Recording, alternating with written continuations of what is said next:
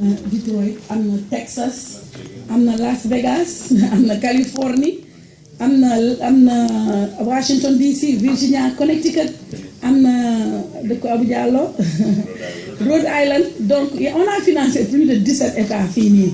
xëy na nit ñi bëriwuñu, c'est parce que au début ñu bëri gëmuñu woon fonds bi demandé wuñu, mais demande bi mu ngi yokk et on fera tout pour vraiment ñu kii loolu suñu manquement la ngeen jéggal ñu ci te xam ne dinañ ci wut ay solution.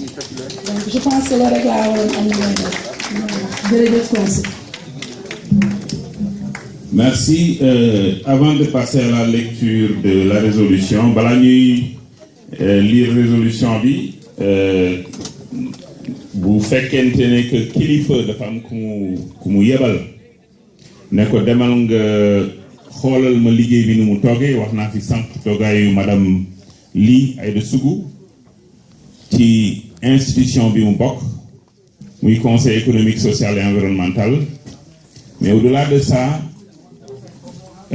président de la République dafa désigner kilifa mu ne ko ñëwal nga teewal ma fii xoolal ma liggéey bi fekkal ma liggéey bi defal ma ci témoignage. Donc Aïda Sougou, je pense que bu ñu liggéey ba pare war nga ci mën a joxe kàddu joxe ci say impression pour que ëllëg aussi lu ñuy def mën a am seede ci institution bi nga xam ne fa ngay liggéey, waaye aussi ci kilifa gi. Monsieur le président de la République, vous avez la parole. Merci beaucoup, Excellence. Salam alaikum wa rahmatullahi wa barakatuh. Mbokk yi fi teew kenn ku ci nekk ñu ngi lay nuyu sa tur ak sa sant di leen jéggalu comme niñ ko waxee woon rek di wax ne dafa am lu gàtt loo xam ne foog ñu wax ko. li Serigne Saliou Mbacké Khadimou Rassoul yal na yàlla yokk leeram waxoon ne tànk boo gis ak xel mën na wër réew waaye tànk moom ci yoon rek lay jaar. loolu nag boo ko déggee mooy képp ku ñëw fii son excellence wala ku mel ne soxna naataw joxu la transport joxu la carte d'invitation insisté wul nga ñëw, waaye da nga xam ne njariñu sénégalais ak compatriote moo tax nga ñëw fii. loolu dañ leen ci félicité bu baax a baax a baax. di nuyu ba soxna naata ak ñi nga xam ne di leen félicité ak équipe am bi nga xam ne moom la ñu àndal di ko def au nom de toutes les institutions du Sénégal. waaye di ci jiital institution bi njëkk ci Sénégal mooy le président Macky Sall son excellence ak gouvernement di wax ne aussi ñu ngi leen di ndokkeel pour waxu FAISE nag dafa am lu gàtt rek lu ma ciy wax. parce que pour wax ne président de la République dafa bàyyi xel diaspora. yàlla acte 2010 bi mu fiy ñëw di wër réew mi dafa waxoon ne bis bu ko yàlla dénkee réew mi dina def diaspora 15e région. loolu mu waxoon nag defe naa ne def na ko ndax 15e région weesuwul lu dul xëy na fekkoon na fi fond bu mel ni FAISE loolu kenn du ko weddi, waaye ku ne xam na ni la ma ca fekkoon ak lam ca def waroon na bu baax a baax a baax. te loolu yëpp mi ngi ko def ci bëgg a satisfaire les immigrés d'Amérique ak la diaspora proprement dit. di wax ni itam bërki démb rek naata dafa ñëw ci sunu assemblée muy conseil économique social et environnemental ñu invité fa Mankeur Ndiaye mi nga xam ne mooy ministre tutelam affaires étrangères. amoon benn programme bu ñu doon waxtaane ci fonds yi nga xam ne moom la sénégalais yi di dugal biir Sénégal te nekk Amérique gi wala bi nekk bitim réew muy le fonds des sénégalais de l'extérieur. wala naata yàlla atte ni mu fekk ko ci réew ma, mais naata mi ñëw na ci commission bi ci bi ñuy ko def commission bi directeur général des sénégalais de l'extérieur ñëwoon na ànd ak ñun ci liggéey bi. waaye keroog bi ñu demee ba nga xam ne dañuy présenté wu di nekk séance plénière madame Mbacké Naata Samb ñëw na ci te keroog defe naa ne Mankeur Ndiaye ministre du budget moo assuré woon intérimam. ci kanamu mbooloo mi itam ma seede fa FAISE gi nga xam ne moom la naata di doxal. parce que nag damay wax ne dafa am loo xam ne dañ ko war a weesale suñu bopp mooy wax lu ñu gëmul wala wax lu amul. pour wan ne liggéey na ci FAISE bi lu am solo loo xam ne gis nañ ci taar bi gis ci yokkute gi man de defe naa ne bariwul fii ñu ma gën a jege Naata Samb. waaye ba fii may waxee yow keroog ba ma ko wanee sama projet te baaxul keroog ba nëga ni laaj ko mi ngi nii musuma financé soo waxee mu ne ma defaraatal sa projet bi parce que baaxul. te bu fekkoon ne relation rek moo taxoon mu di ko def wala tappale wala xaritoo defe naa ni kon tey jii ba tey am naa ci. mais mi ngi nii du ma bàyyi ma fenn elle va pas me démentir bu soo mee toog di madame Guèye mii seede la ci li may wax mooy Aïda Sougou lii ma Macky Sall di liggéeyloo du ma ci am parti prise du ma ci am parti politique dama koy liggéey ak jigéenu Sénégal yëpp.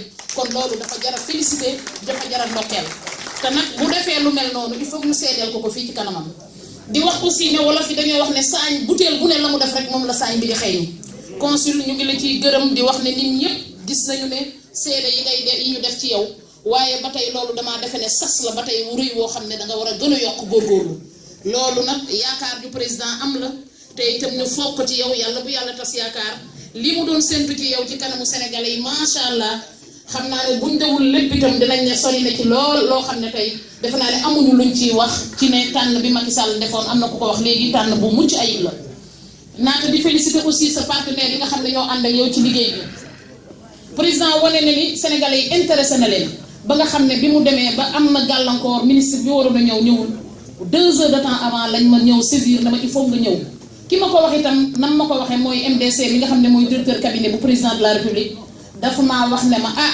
programme sénégalais de l'extérieur la de programme itam Amérique la programme itam naata Samb la soo ci demul nag yaa xam mais yow la ñu gis ne yow yaa ci war a dem immédiatement dama àgg sama kër rek teg sama bagage sama borom kër maa ko woo ne ko fekk ma aéroport te maa ngi nii di dem Amérique loolu itam pas-pas bu président am ci ñoom la am ko ci yéen pour wane ni sénégalais de l'extérieur li wolof naan ku wuute tax a ñàkk boo teewoon doo am loolu la président bàyyi xel ci yéen ñi nga xam ne yéen a fi nekk di leen ndokkeel ci turu président de la république di gis coono yeeg jafe-jafe yépp nag di ñaan yàlla mi nga xam ne moo mën a woyofal te seral yàlla na yàlla woyofal te seddal ñaan suñu réew mi itam yàlla def fa jàmm ñu rafet ci njort bu baax a baax a baax ne jàmm rek moo fay xew waxoon naa ko démb ne leen na xel yëpp dal parce que Sénégal jàmm rek moo fay am donc yàlla dogal aussi président ci yéeneem ci yaram ci tegginam ni ñu ko waxee léegi dafa nekk nag sénégalais mën nañoo jaamu yàlla lool mën nañoo aj màkk mën a julli waxtu yu juróom défaut bi leen rek la duñu nangu lu yàlla dogal nangu lu yàlla dogal dafa ëpp solo ci jaamu yàlla te loolu pour ñu nangu ko il faut ñu nangu ne président Macky Sall la yàlla teg ci bopp réew mi loolu il faut ñu bàyyi ci xel bu baax a baax a baax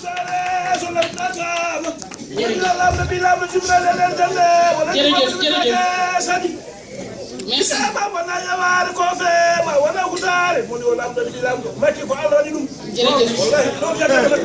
waaw jërëjëf comme ni ñu ko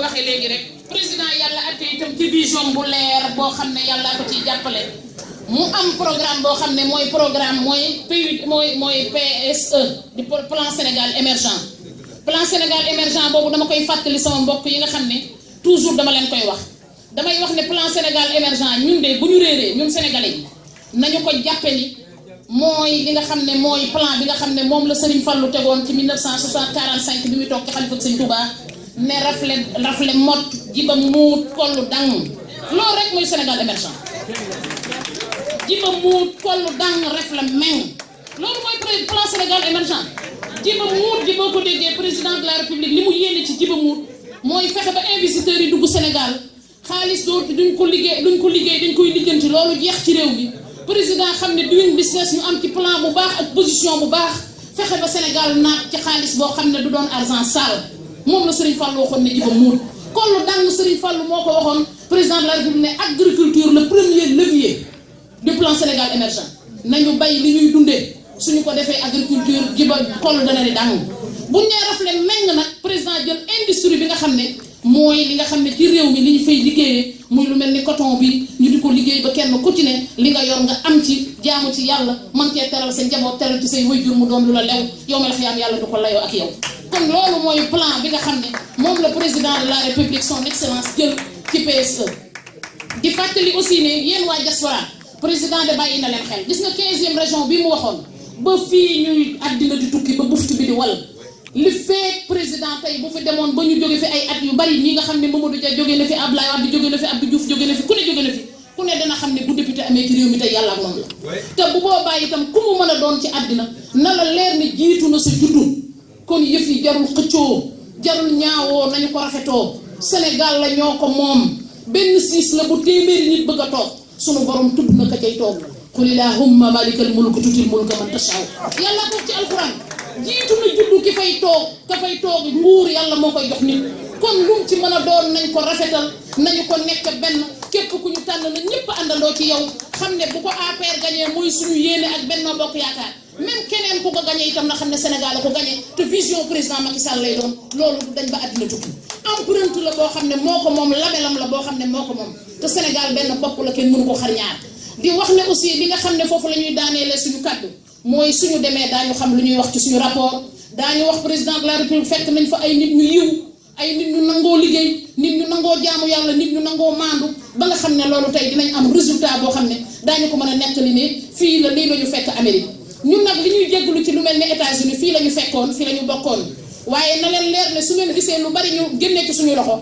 mooy keroog ba ñu nee président ba mu amee yéene ñu dem Sénégal ba tey dañoo formé suñu base Sénégal nag wëlbatiku fa nag am fa ay cër nag lijjanti fa ba doon fa suñu maire dëkk di fa liggéey loolu moo tax États-Unis connexion bi nga xam ne moom la soxna naata di am ku mel ne ñun man damay jàpp ne man comme maa nga fa ma nee rek defe naa ne nañ ko sante rek président de la république ndax ku ne xam na ni lëg moom lu mu gudd loo ko bañ na nga nangu gudd noppam kon président nañu nangu yaram nañu nangu tegginam nañu nangu léppam te loolu dafa feeñ ci tey jii ne jàmm ji nga xam ne moom lay woote madame Kane mii ngi toog na ma démentira pas ba mu toogee ci réew mi léegi ngeen dégg bal bu ne tuyu ci Casamance defe naa ne loolu gën ngeen ko dégg jàmm jaa nga fa ñu ngi ñaan yàlla gën koo yokk di ñaan ne président de la république ni mu amee yéene cité religieux yi ana caméra mu bàyyi duma bàyyi ma fen defe naa ne ku ne xam na ne la ngeen gis kër Baye Niass ca maison d'accueil ba fa ne maison des hôtes boobu dafa jàpp naa ne moom rek moo ko mën a créer ci réew mi ñu demati loolu Tivaouane ana Omar Diaw Seck yaa ma fa mujjee jóge gis nga la xew ci dëkku Seydi Hadji Malick ba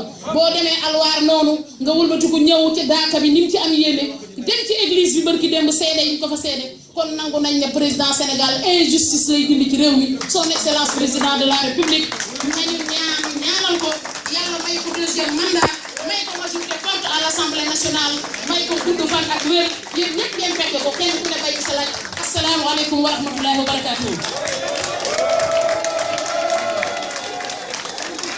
Merci Aïda. Discours bi mënuloon a ñàkk. Alors, maintenant,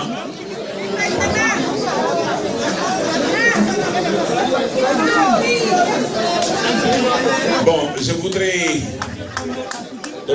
recueillir les dernières impressions. Comme jox nañu la chance à tous les présentateurs du joxe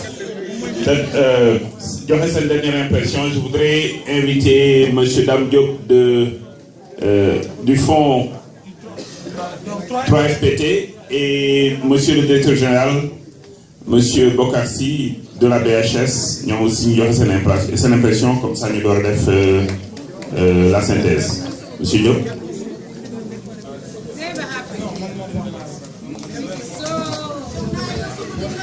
Very good job.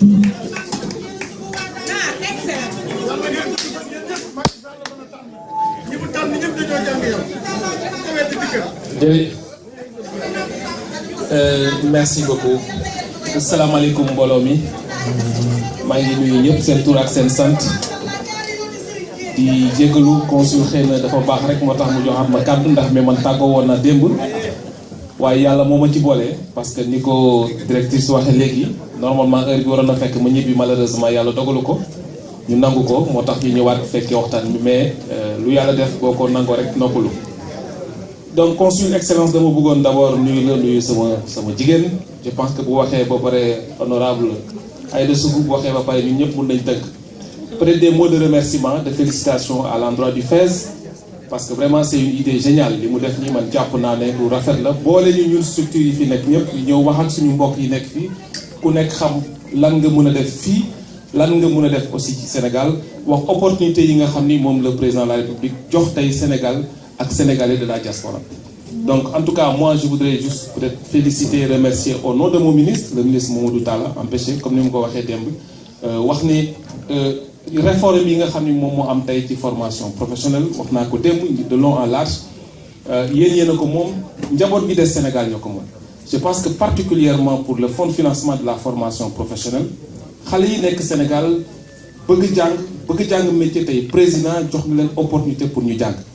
suñu jigéen ñi nekk Sénégal nekk ci ay groupement ay GIE ay association tey président teg na outil boo xam ne war nañ mën a renforcer seen capacité expliqué naa ko démb def ci ay moyens yu consistants on attend 20 milliards l'année prochaine sur la formation ce n'est pas rien c'est pour tous les Sénégalais y compris les Sénégalais de la diaspora donc vous avez l'information aujourd'hui et vraiment on remercie le consul et le FAISE encore parce que xëy na loolu lu manqué woon la mais am ngeen information bi pour yéen la mais pour njaboot gi des Sénégal muy jigéen ñi muy ndaw ñi et que tey auprès du ministère de la formation professionnelle du fonds de financement de la formation professionnelle sur la vision du président de la République am nañ outil pour mun a am métier yàlla dimbali leen ñu am liggéey. Donc loolu laa bëggoon wax daal vraiment remercier le FAISE. Monsieur le ministre Mamadou Talla bi may ñëw dafa ne ma pense à l'édition de Paris l'année prochaine. Donc c'est pour dire que le ministère et le fonds on est encore ouvert à vous accompagner, à nous accompagner pour que yeneen étapes yu mel nii ñu ñëwaat aussi wax opportunité yi nga xam ni moom le Sénégal am tey à travers la vision de son excellence monsieur le président de la République. Excellence, je vous tire mon chapeau, vraiment félicitations pour le beau travail. Merci. Félicitations à vous aussi pour une brillante présentation hier. Je voudrais passer à présent à M. Bokarsi, directeur général de la BHS. Bon, mais beaucoup d'en signaler aussi la présence de Imam Muntaha Sakho qui s'en trouve ici. Serigne Khassim Mbacké ñu ngi lay nuyuwaat di rafetlu sa taxawaay. Excellent, je voudrais remercier. Amoon na benn question pour BHS. On me l'a soufflé, donc je vais essayer d'y répondre parce que dama bëggoon d'abord gërëm Madame Nata Samb parce que c'est elle qui nous a permis de nous retrouver ici avec l'ensemble des compatriotes. Remercier aussi Excellence et ñi fi teew yëpp pour cet accueil. Remercier également l'intérêt porté sur la BHS à l'aune des questions que j'ai reçues. Donc je voulais rassurer les uns et les autres que pour implantation au BHS, daam wax na ma question bi fépp fu ay compatriotes daje en Amérique, s'il y a une présence qui nécessite qu'on se déploie, avant c'était une licence BHS New York la ñu amoon, léegi l'appellation c'est BHS US. Ça signifie qu'on peut être un peu partout. On est déjà présent dans l'Ohio et dans beaucoup d'endroits. Donc, dinañu approcher wu ci consulat bi pour xool la concentration des Sénégalais, pour regarder un peu nag leen fay fekk si.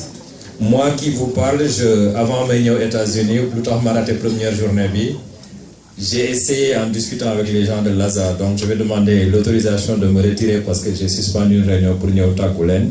C'est de regarder la concentration des compatriotes aux États-Unis pour y calquer le réseau local de la BHS au Sénégal, parce que ça sert à rien d'être présent dans chaque État américain si on n'est pas présent dans les zones fi ngeen jógee à Dakar. Donc là, aujourd'hui, l'ambition c'est d'avoir au moins une implantation dans chaque capitale régionale du Sénégal, mais avoir également une implantation assez forte. Je viens de la zone nord où on est en train de chercher à s'implanter après Richard Toll, à Dagana, Tchilogne, Ourossogui et Matam, ensuite à Sédhiou, à Fatick, à Tambacounda et à Kédougou et Bakel. Donc ça signifie que fait pour les compatriotes daje, on va essayer d'y être présent parce que on est une banque de l'habitat du Sénégal, pas une banque de l'habitat de Dakar, et on est là pour les compatriotes. Donc moi je voulais remercier le FAISE. Bi may jógee Dakar, j'étais en train de me demander qu'est-ce qui est attendu de la BHS et qu'est-ce que je vais faire ici. Je dois vous dire que ce n'est pas des propos de circonstance parce que Dame m'a vu à plusieurs réunions aux États-Unis. C'est la réunion que j'ai moins bien préparée parce que je ne savais pas ce qui était attendu de la BHS. C'est la première fois que je ne fais pas de présentation et c'est la première fois où j'ai eu l'impression d'avoir répondu franchement et frontalement à toutes les questions. Donc, ça signifie que je suis venu sans préparation et sans improvisation et j'ai répondu spontanément. Donc si dans ces réponses, il y a eu des manquements, mettez-le sur le compte de la spontanéité de ma réaction, mais ce n'était pas l'envie de ne pas répondre parce que je suis quelqu'un d'assez direct en général et de pas très diplomatique parce que j'ai une compatriote qui m'a interpellé tout à l'heure en me disant que je ne suis pas content de la BHS. Je lui ai répondu du tic au tac que ce n'est pas impossible qu'il n'y ait pas des gens qui ne soient pas contents de la BHS, sinon on aurait arrêté de progresser. Je considère qu'il faut que nous sachions que l'unanimité n'est pas de ce monde. Il faut qu'on sache également qu'on ne peut pas d'avance avoir les réponses à tout sans écouter les gens. C'est en vous écoutant qu'on s'améliore. Je vais citer un de mes professeurs d'économie qui nous disait que Boussaki Amboulouane, Bricard et Vachette, nous avons fait une invention sur la serrure. Donc ça signifie tout simplement qu'on a besoin de se tromper pour corriger, qu'on a besoin d'avoir des problèmes pour les régler pour ne pas recommencer. Donc notre devise, nous, c'est ensemble construire vos projets immobiliers. Ça signifie que on a de la solution, mais avec vous, parce que chacun a sa solution. Donc ensemble, bu ñu àndee lu ñu mun def dina àgg. Wax naa ko ci njëlbéen et j'y crois, il faut qu'au Sénégal qu'on apprenne à être solidaire et à montrer les réussites en exemple et à taire les échecs pour que ça ne se reproduise plus. Voilà, merci. Merci, monsieur le directeur général. En tout cas, merci, on peut vous libérer, on comprend que vous avez d'autres engagements. Mais on peut aussi dire que, en tout cas, les participants ont donné une impression positive de vos réponses aux questions que nous avions posées. Merci donc de votre participation. Bon, sànq dama bëgg dëggal rek li ngeen gisoon sànq ci Cofina par exemple ci présentation bi ñu def dafa wax ne que damay leble xaalis bon et les gens ont applaudi mais des fois dafay bëri ñuy ñëw di wax ba pare après du fekk du dëgg quoi. Mais je pense qu'il y a un exemple patent dans la salle, un certain monsieur Ly, il peut se signaler. Peut-être que nous pouvons dire parole comment on conclut, mais au moins, nous voyons que Mom, fille de l'école moderne Sénégal d'Efo Poulaye, il a été accompagné par la Cofina et Demna va rembourser et il attend encore d'être accompagné à nouveau par la Cofina. Donc, l'idée définie de quoi. Donc, vraiment, approchez-vous de ces structures-là pour que, voilà. Ouais, bon, allez-y pour une minute. Oui. Alors, assalamu alaikum. Alaikum salam. Je m'excuse, vraiment, nous nous exprimons donc en public, mais j'étais obligé de témoigner en faveur de la Cofina. Je me présente d'abord, je remercie donc d'organiser organisé forum bi, donc FES, le consul, la organisation du FINEC. Je me présente, je m'appelle Idriss Ly. Je suis informaticien de formation, je suis là depuis 1996. Donc avant de venir, j'ai eu même à travailler avec le Premier ministre actuel, donc M. John. Donc on a eu à travailler 5 ans avant que je vienne ici. Donc en 2010, donc, j'ai décidé de retourner au Sénégal pour investir. J'ai investi dans l'agriculture et le maraîchage. J'ai commencé donc après dans les installations, j'ai eu des problèmes de fonds de roulement.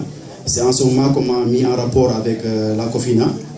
Au bout d'un mois, donc, ils m'ont financé donc, pour le fonds de roulement. J'ai eu j'ai travaillé, j'ai tout payé.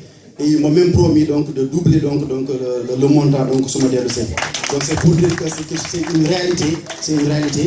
Donc c'est parce qu'actuellement, mais c'est sûr que ce modèle, ils peuvent doubler donc, le montant qu'ils m'ont donné. Donc il fallait que je m'adjoigne qui vit dans le commentaire témoignage pour que nous que c'est une réalité. Merci. Merci beaucoup. Monsieur Ly.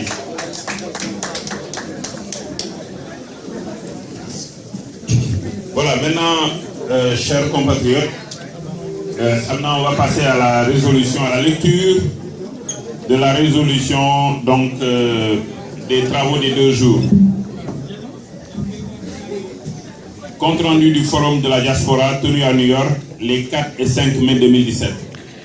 Objet du forum, échanger, discuter avec la diaspora sur l'optimisation du partenariat entre l'État et les Sénégalais à l'extérieur. Présenter les principaux outils mis à la disposition des Sénégalais et réfléchir à leur optimisation, ainsi qu'aux mécanismes et politiques destinés à faciliter l'investissement des Sénégalais de l'extérieur au Sénégal et leur insertion. Présenter les opportunités d'investissement au Sénégal et de la diaspora, renforcer les capacités des bénéficiaires, mutualiser les stratégies des différentes agences de l'État dans le cadre de la mise en œuvre des axes 1 et 2 du plan Sénégal émergent. Recueillir les recommandations de la diaspora. Pour rappel, le nombre de Sénégalais à l'étranger est estimé à 2,5 millions et les remittances sont estimées à plus de 1000 milliards de francs CFA par an. Le potentiel d'investissement est donc considérable. 3 FPT, donc présentation de 3 FPT. Le fonds de financement de la formation professionnelle et technique 3 FPT est logé au sein du ministère de la formation professionnelle, de l'apprentissage et de l'artisanat MFPAA. Depuis quelques années, un accent particulier a été mis sur la réforme de la formation professionnelle et de l'enseignement technique. Cette réforme initiée en 2011 s'est achevée en 2014 avec la loi d'orientation qui a acté le regroupement de l'apprentissage, de l'artisanat et de la formation professionnelle et technique. Objectif de la réforme: améliorer les taux et niveaux de qualification de la formation professionnelle et technique, mettre sur le marché du travail des ressources humaines qualifiées en réponse aux besoins spécifiques de l'économie, promouvoir l'employabilité et l'entrepreneuriat chez les jeunes conformément à l'axe 2 du plan Sénégal émergent. Axe d'intervention de la réforme: accroissement de l'insertion professionnelle. Un des indicateurs clés est le nombre de jeunes insérés par l'emploi ou l'auto-emploi. Mise en œuvre d'un nouveau mode de pilotage et de gestion du système de formation, autonomisation progressive des centres de formation, ce qui implique une intervention et une présence accrue du privé et le renforcement des PPP, partenariats public-privé. Mise en œuvre de nouvelles méthodes pédagogiques, exemple, formation en alternance. Projet phare du ministère et avec les PTF. PTF, c'est partenaires techniques et financiers. Projet de formation professionnelle pour l'emploi et la compétitivité destiné à révolutionner le dispositif de formation professionnelle à travers la réhabilitation de 3 lycées techniques du Sénégal. Création de 3 clusters de formation, aviculture, horticulture et tourisme.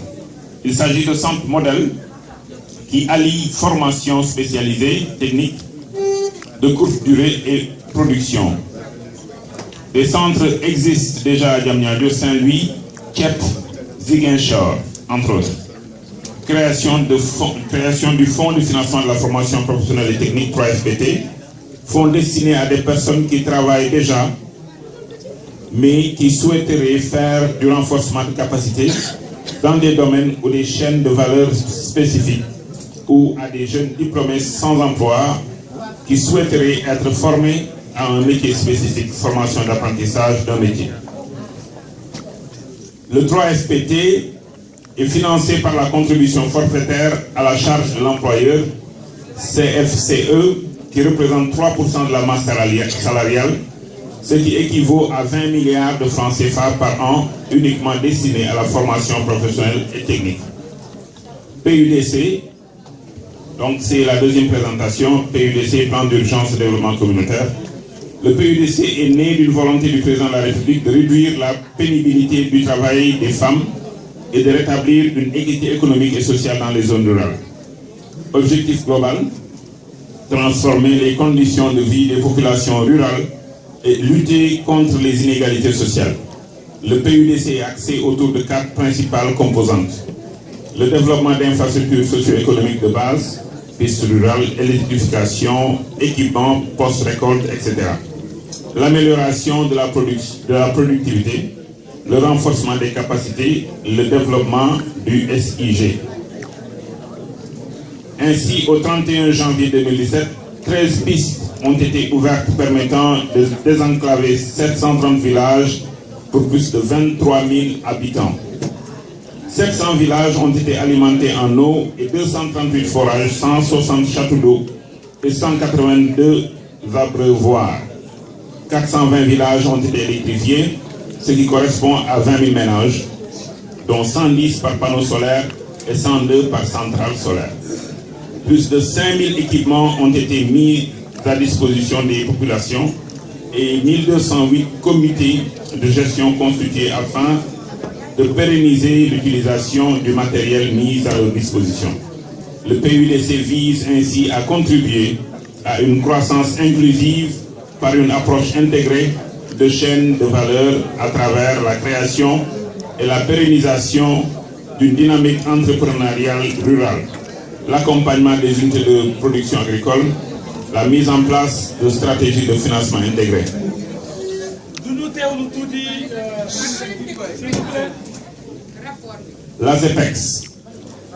L'ASEPEX a présenté sa politique de promotion des exportations du Sénégal. La principale mission de l'ASEPEX est de favoriser le développement durable, de même qu'une diversification accrue des exportations. Pour ce faire, l'ASEPEX a mis en place une stratégie spécifique destinée à faciliter les exportations afin d'obtenir un rééquilibrage de la balance commerciale. Le principal objectif de cette stratégie est de faire en sorte que les produits locaux deviennent exportables aux standards internationaux en termes de qualité de labellisation. Actuellement, les exportations sont principalement orientées vers l'Afrique. Il s'agit d'un marché à fort potentiel, 350 millions de consommateurs. Il convie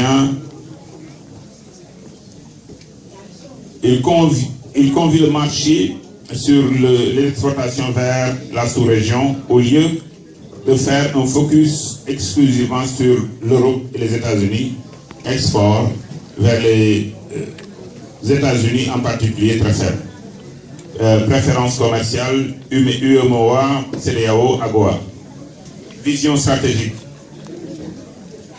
Faire des exportations le levier clé du développement économique et social durable du Sénégal en renforçant l'intégration du Sénégal dans le commerce international. Néanmoins, il faut favoriser l'exportation des produits finis. Il est donc indispensable de travailler à la mise en place d'unités de transformation pour créer de la valeur ajoutée et de l'emploi. L'ASEPEX base son intervention sur 4 axes stratégiques. Axe 1, le renforcement de l'amélioration des capacités de l'offre exportable. Axe 2, le renforcement de la croissance, de la connaissance des marchés et des opportunités au niveau national de la sous-région et de l'Occident. Axe 3, la promotion des produits d'origine sénégalaise. Axe 4, l'amélioration du pilotage de la politique d'exportation. Marché ciblé, traditionnel, UEMOA, stratégique Europe-États-Unis, de diversification, exemple pays du Golfe. Le FONGIP, le Fonds de garantie des investissements prioritaires, a été créé suite au constat qu'un des principaux obstacles au financement des PME et de porteurs de projets était l'absence de garantie et de structuration efficiente des projets. Le principal objectif du FONGIP est donc de contribuer à la résorption du gap de financement des PME et garantissant les projets des PME à hauteur de 50 à 70%. Il a été précisé à plusieurs reprises que le FONGIP fait exclusivement de la garantie et non du financement. Le modèle du FONGIP est en effet basé sur une approche de second rang avec les banques et les IMF. En plus de la garantie, le FONGIP propose également les produits et services suivants: le refinancement, la bonification, l'accompagnement des porteurs de projets. Le FONGIP dispose également de sous-fonds dédiés pour répondre aux besoins spécifiques de ces cibles, que sont principalement les groupements de femmes et les jeunes. Il s'agit par exemple du Fonds de garantie pour le matériel agricole et la commercialisation, FOGAMAC, du Fonds de garantie pour les artisans, FOGAR, du Fonds de garantie pour le logement, FOGALOG, Fonds de garantie pour le Sénégal de l'extérieur, FOGARIS. Le FONGIP refinance également les systèmes de financement décentralisés afin de bonifier les taux d'intérêt et de rallonger la maturité des prêts accordés.